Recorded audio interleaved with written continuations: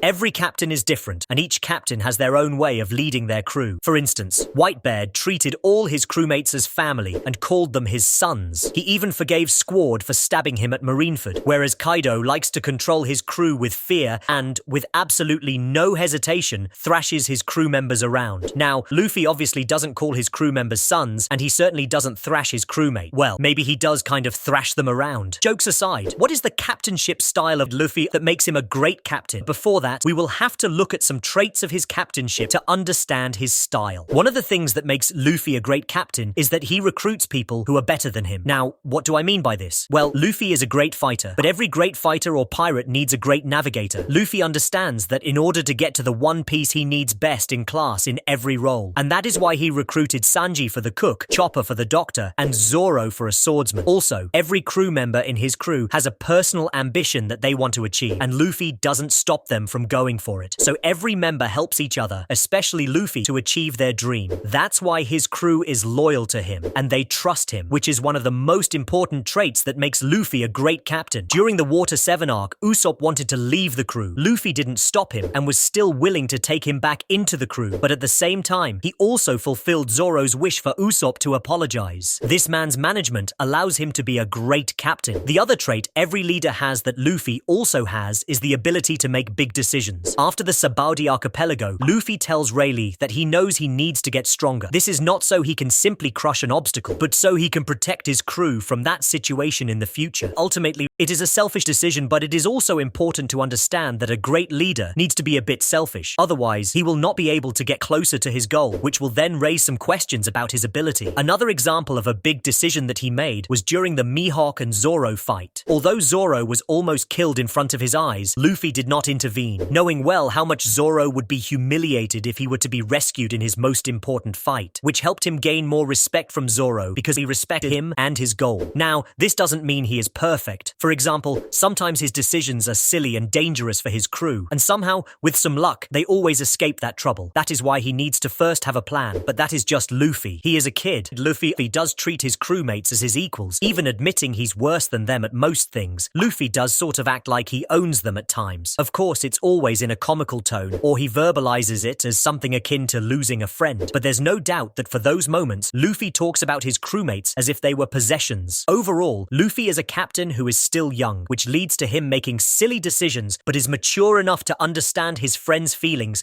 and let them pursue their own ambitions. Thank you guys for watching the video, and I will see you in the next video.